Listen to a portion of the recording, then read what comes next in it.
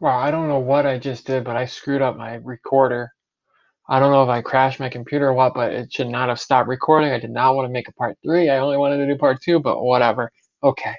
So we have our tag formatted, right? We can just say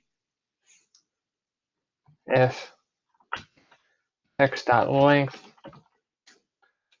is less than 2, return. We never add the tag. So that means, hey, no more, no more one letter tags, right? And back to that formatting function, it's going to replace anything that's not an lowercase a to z.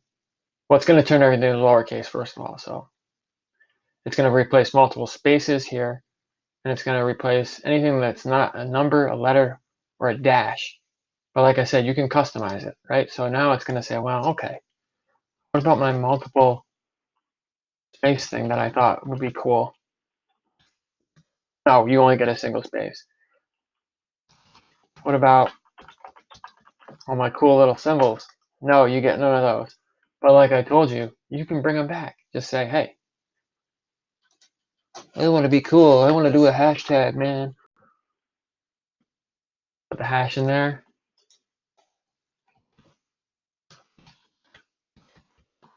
Now you got your hash. So you can play with your regex and customize it with this formatting function right here. I think the only other thing was I closed YouTube because I think I had too many windows open. I had a million other windows open.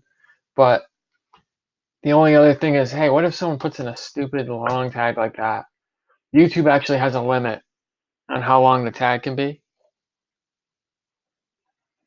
And I'll show you that real quick and then I'll let you go.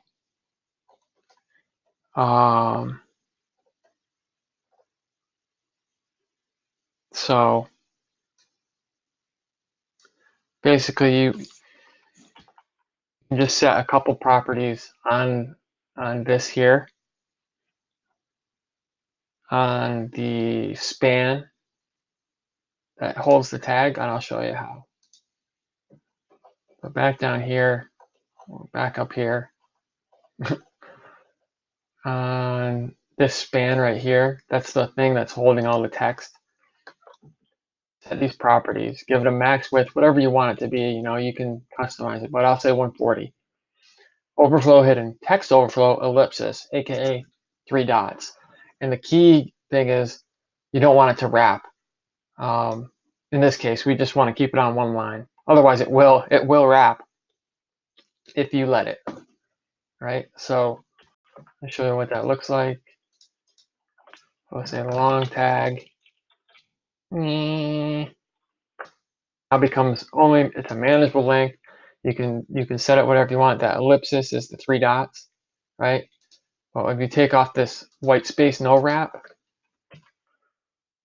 I don't think that actually commented it out. If you just take off that white space no wrap,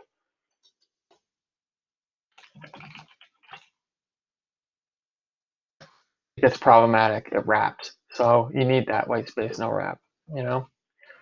And I think that's pretty much the YouTube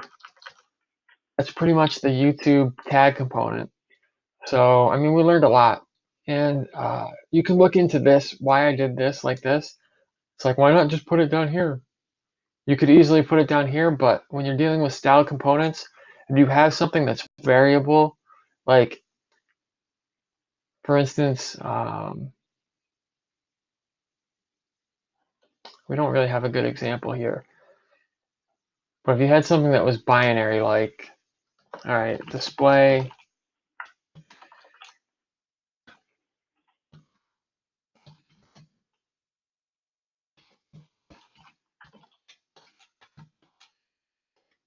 if it's greater than 10,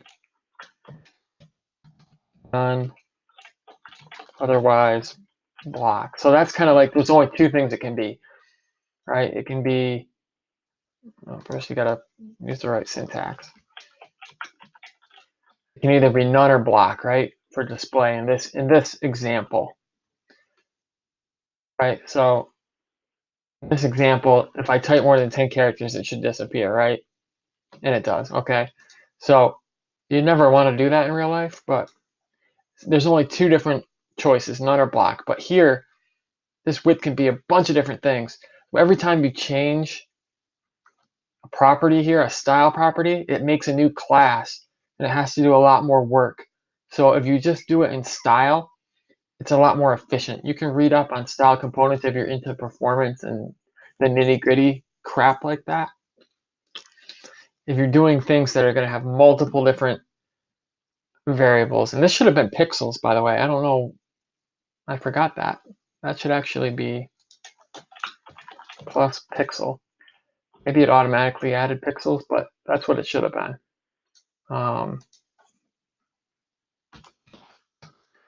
So, you check that via something like this. So you got 3 characters. The width of the input is the width of the input is what, 32? That's 8 times 4.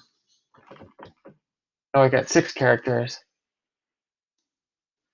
which should be 8 times 7, 56. So it is working, but that's how that worked. But yeah, the cool part about theme provider and global style is when you have a bigger, app, a big project, you can use the theme. We didn't really need to use it. I just want to show you how it is. This is going to be used in all the components that are children in here, so that's a good thing. So hopefully stay tuned for some more stuff. If you have any suggestions for little components off of other sites, let me know, and I'll leave it in a comment or something, and I'll check it out and try to remake it with React. It's a pretty fun thing I just started doing. Just find a popular website and find a little cool component. All right, that tag thing is pretty small in the big picture of YouTube. There's a lot going on there. But, trying to figure out how you can do everything using React and style components is good practice. Like, you figure out and learn all these new things. Like, you can prevent a backspace from happening, but you can still capture the key code. So that's cool, right? Anyway, yeah, keep it tuned here. And yeah, hope you enjoyed the video. Peace.